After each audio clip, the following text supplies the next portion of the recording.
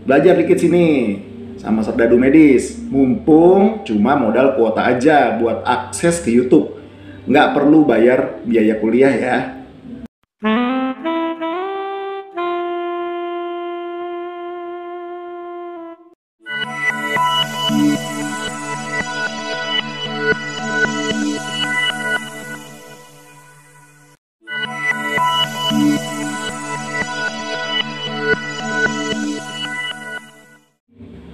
Assalamualaikum warahmatullahi wabarakatuh. Apa kabar sobat sehat semua? Please sehat-sehat terus ya.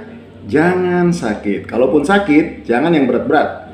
Cukup yang ringan aja ya, sehingga bisa disembuhkan dengan banyak istirahat, banyak minum air putih, dan minum obat warung tanpa harus ke rumah sakit.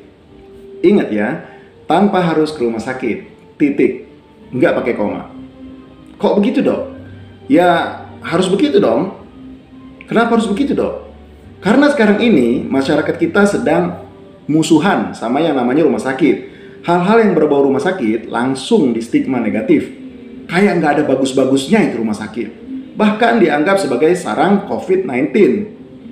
Masyarakat kita beranggapan kalau ada orang yang dibawa ke rumah sakit, pasti nggak dikasih pulang dan dianggap sakit COVID-19. Begitulah yang berkembang saat ini. Aneh-aneh sob, penuh dengan kecurigaan.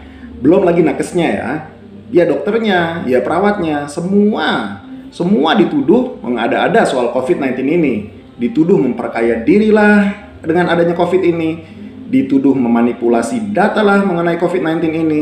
Ada juga kasus di mana anggota keluarga atau teman solidaritas yang menolak pasien untuk dimakamkan dengan prosedur COVID-19. Ada bahkan belakangan yang bilang OTG atau orang tanpa gejala itu tidak menularkan. Ada yang bilang, bersin itu bukan gejala COVID-19, jadi jangan takut ketularan kalau di jalan ketemu orang yang bersin. Gila, bablas wes lah kalau begini jadinya sob. Pantesan banyak yang abai sama protokol kesehatan. Pantesan grafik COVID-19 naik lagi.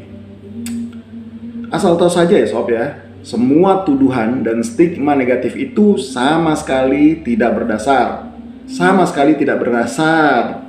Belajar dikit sini sama Serdadu Medis. Mumpung cuma modal kuota aja buat akses ke YouTube. Nggak perlu bayar biaya kuliah ya.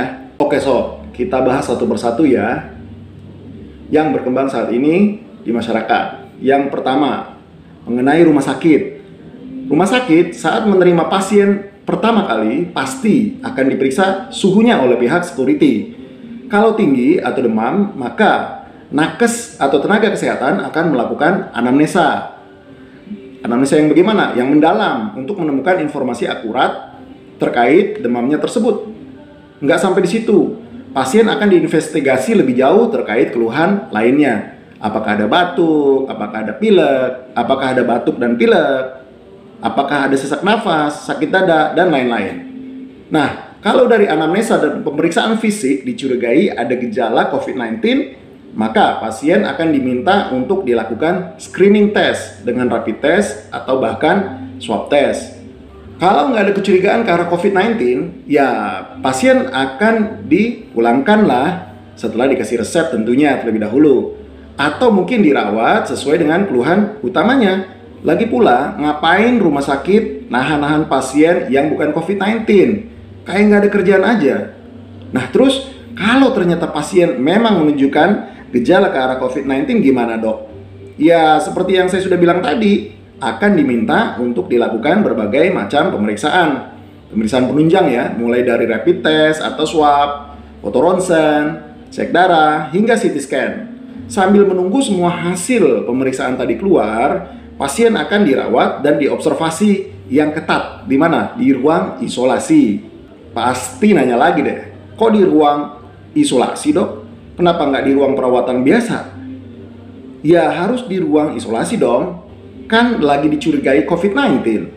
Lah kalau umpamanya dirawat di ruang perawatan biasa, terus bercampur dengan pasien lain dan keluarga pasien. Begitu besoknya atau lusanya keluar hasilnya ternyata positif COVID-19, terus gimana? Jadi ambiar kan? Udah kepelang tanggung nularin ke pasien lain dan keluarga pasien. Maka dari itu perlu dirawat di ruang isolasi. Paham ya sampai di sini? ada tuduhan lain nih sob. Mereka menuduh bahwa rumah sakit dan nakes kong kali kong mengambil untung banyak atas pasien COVID-19. Nakes atau tenaga kesehatan dituduh memperkaya diri dan dianggap melakukan tindakan konspirasi dengan adanya kasus COVID-19 ini. Sob, justru dari semua teman sejawat saya yang berhubungan langsung dengan penanganan pasien COVID-19 ini, nggak ada tuh yang menyatakan kegembiraannya dan mendadak jadi kaya karena hal itu. Semuanya pada sedih. Yang ada mereka malah ngeluh. Dokter kok ngeluh? Ya nggak apa-apa, kan manusia. Ada teman sejawat saya yang ngeluh, pengen rehat kerja, istirahat kerja, tapi nggak bisa. Nggak bisa karena apa? Karena sudah terikat kontrak. Ada juga yang ngeluh karena belum ada tambahan insentif yang diterima terkait penanganan COVID-19. Karena apa? Karena pemerintah menjanjikan setiap nakes, baik dokter maupun perawat, dan hal-hal yang berhubungan dengan perawatan COVID-19 itu ada insentifnya. Tapi ternyata sebagian besar belum dapat. Apalagi yang lain. Ada yang ngeluh karena mereka udah jengah atau jenuh memakai kostum APD. Tahu nggak APD? Alat perlindungan diri. Yang kayak kostum astronot tuh, itu kan panas di dalamnya. Bahkan ada yang mengeluh karena dirinya pada akhirnya ikut terinfeksi COVID-19 ini. Keluarganya juga ada yang terinfeksi COVID-19 ini. Nggak ada yang enak sob. Sudah dengar belum kalau banyak dokter yang juga ikut jadi korban meninggal akibat infeksi COVID-19 ini? Kebangetan kalau belum. Karena apa mereka meninggal? Ya karena mereka terpaksa mau nolong kalian supaya nggak meninggal karena COVID-19 ini. Malah dirinya sendiri yang jadi korban. Udah gitu masih dikambing hitamkan oleh oknum-oknum tadi. Gokil kan? Sekedar informasi nih ya, besaran jasa servis untuk nakes, tenaga kesehatan termasuk dokter dan perawat, biaya konsultasi dan visite itu cuma di kisaran 5% aja sob dari total biaya rumah sakit yang dibebankan. Sebagai contoh ya, kalau biaya totalnya katakanlah 100 juta ya untuk perawatan pasien dengan COVID-19, maka nakes hanya kecipratan 5%-nya atau sekitar 5 juta doang per pasien. Itu pun rame-rame dibagi-bagi dengan perawat. Kalau satu orang dirawat selama 15 hari katakanlah, maka perharinya nakes dapat jasa medis sekitar 300 ribuan. Bisa gitu bikin kaya raya dengan uang segitu dibandingkan dengan resiko terpapar COVID-19? Tukang parkir aja mungkin bisa dapat lebih besar dari angka itu sob. Sesekali coba deh sobat, lihat rincian kwitansi tagihan rumah sakit dari pasien COVID-19 yang sudah sembuh. Angkanya bikin pusing kepala. Nggak kira-kira sob, mulai dari puluhan juta hingga ratusan juta rupiah nominalnya. Plototin mata kalian di kertas tuh tagihan, perhatikan instrumen mana yang menyedot biaya paling besar. Jasa dokter? Bukan. Jawabannya adalah medisin atau obat-obatan dan alkes atau alat kesehatan seperti APD. Lantas, apa yang menjadi dasar masyarakat di negeri ini untuk membenci dan menyudutkan nakes, terutama dokter? Bisa nggak Anda bayangkan kalau sekiranya tidak ada nakes, nggak ada dokter, nggak ada perawat di negeri ini? Siapa yang mau bantu mengobati pasien COVID-19? Mbahmu, nenek moyangmu, dukun. Berpikir waraslah sebelum melakukan hal-hal yang terlihat bodoh. Jadi jangan nuduh yang macem-macem kepada dokter dan perawat. Yang kemudian berikutnya terkait dengan penolakan keluarga pasien COVID-19 untuk dimakamkan secara prosedural COVID-19. Banyak kejadian kayak gini kita bisa lihat di portal-portal berita ya, baik di media cetak, di media televisi ya, kita sering banget lihat, atau di YouTube itu sendiri. Persoalan pemakaman ini bukannya hal yang mengenakan loh buat para petugas yang terkait. Ribet malahan. Udahlah panas berada di dalam kostum APD ya, ditambah dengan masih harus pula berpanas-panasan di area pemakaman. Kan nggak mungkin makam itu dilakukan malam-malam, pasti siang-siang kan.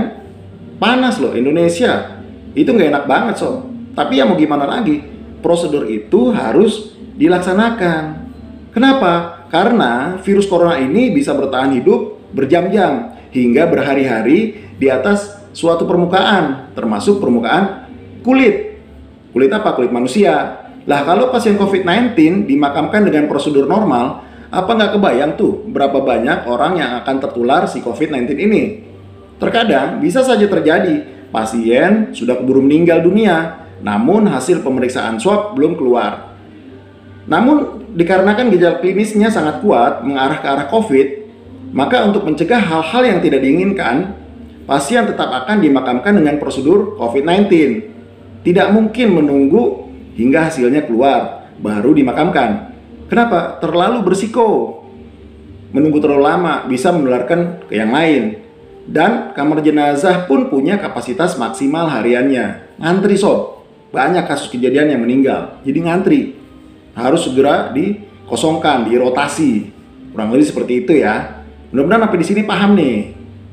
Yang terbaru nih sob. Belum lama nih gosipnya ya atau isunya. Bisa lihat ya di berita. Ini viral juga nih. OTG atau orang tanpa gejala katanya tidak mendorong penularan COVID-19. Pernah nggak dengar soal ini sob?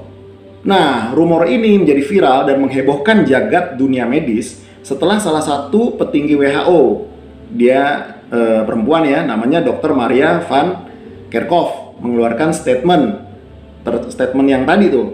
Namun dalam kurun waktu kurang dari 24 jam, WHO menarik kembali pernyataan kontroversial tersebut. Dan Dr. Maria tadi akhirnya memberikan klarifikasi terkait pernyataannya tadi. Ya. Bahkan seorang pakar dari Institut Nasional Alergi dan Penyakit Menular di Amerika Serikat, namanya Dr. Anthony Fauci, dia menyayangkan kejadian ini. Dia menyayangkan statement yang dikeluarkan oleh Dr. Maria tadi. Dia nggak sejalan dengan apa yang dikatakan Dr. Maria. Saya sama setuju dengan apa yang dikatakan oleh Dr. Anthony Fauci. Saya melihat progres grafik pasien COVID-19 ini hingga hari ini terus meningkat. Bahkan tertinggi ya kemarin itu angkanya tanggal 11 Juni 2020 bertambah sebanyak 136.757 penderita baru COVID-19 di seluruh dunia. Aneh, menurut saya itu aneh. Bukannya menurun, grafiknya malah terus merangkak naik. Jumlah penderita baru ini tertular dari siapa kalau bukan dari OTG? Ini menurut pendapat saya ya. Kenapa? Karena logikanya orang dengan gejala biasanya akan tahu kalau dirinya sakit dan akan segera mengisolasi dirinya sehingga akan kecil kemungkinan mereka menularkan. Nah, OTG inilah yang sebenarnya perlu untuk diwaspadai. Karena apa? Karena bisa saja dia membawa virus tetapi tidak muncul gejalanya. Makanya disebut OTG, orang tanpa gejala. Kalau mau curiga ya kepada mereka yang tidak mau menjaga protokol kesehatan, nggak mau pakai masker, nggak mau jaga jarak, terus bebas melakukan apapun seenak udelnya sendiri.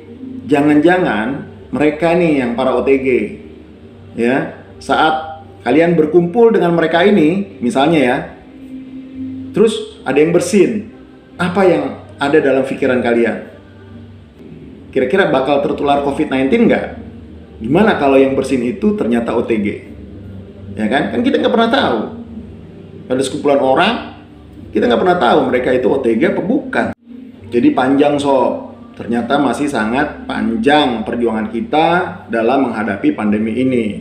Apalagi jika di tengah-tengah kita masih banyak orang-orang yang keras kepala seperti ini. Kemarin ya, hari Jumat, waktu saya pergi ke masjid untuk sholat Jumat, ternyata nggak semua masjid menerapkan protokol kesehatan, ya. Bahkan di masjid yang saya sholat Jumat pada saat itu bagus ya karena mereka menerapkan protokol kesehatan. Kendaraan, terutama motor yang masuk ke sana disemprot, kemudian di dalam masjidnya itu dilakukan sekat antara 80 cm hingga 1 meter jarak antara satu jamaah kepada jamaah yang lain. Tapi saya perhatikan masih ada aja tuh, masih banyak orang yang nggak pakai masker. Kemudian duduk agak dempet, padahal kan udah dikasih jarak sama si DKM masjid tersebut. Apalagi yang bisa kita sebut buat mereka kalau bukan orang yang keras kepala atau si ngeyel, ya kan? Oke sob, mungkin sampai di sini dulu video reaksi dari saya terkait dengan isu-isu yang berkembang dalam penanganan COVID-19 ini terhadap rumah sakit, terhadap nakes ya, dan lain-lain ya.